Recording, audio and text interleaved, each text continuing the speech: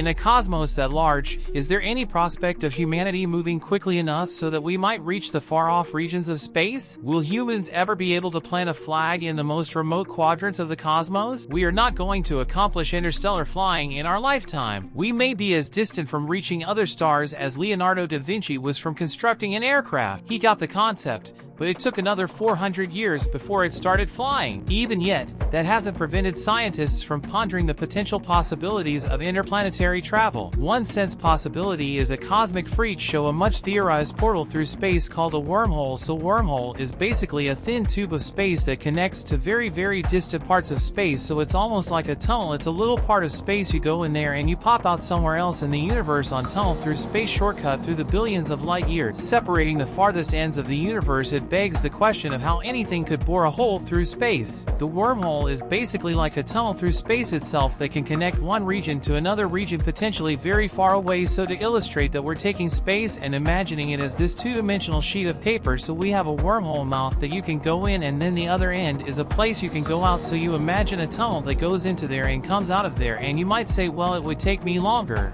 to get from one place to another if I went through that tunnel than if I just took the direct route through ordinary space. But the point is that Einstein tells us that space and time are curved, they're flexible, so we can imagine picking up this piece of paper and curling these two regions so that they're close to each other. Then you go into that end of the wormhole, you come outside the other end, and there's a shortcut in between them in which the distance is not that much, so the wormhole provides a way that you can travel what appears to be a very long distance in a very short period of time. And it's for that reason that wormholes have found a special place in science fiction. If you want to write a science fiction novel, you might want to be able to get across the galaxy very quickly, and you don't want to be limited by the speed of light, so a wormhole can be a shortcut. It may be a technique to get around all the space that you have to go through. If you think that the speed of light actually is a speed restriction, you can't move faster than the speed of light. The wormhole offers you with a means to move slower than the speed of light, yet get to where you want to go much quicker since the distance is considerably less. It's actually simply a shortcut across space itself. A wormhole could potentially empty into another time. That's because wormholes are portals through the fabric of space and time. While they could theoretically link different locations in space, they could also theoretically link up different locations in time. Because space and time are mixed up together, you could actually not only end up in a different part of space by going through the wormhole,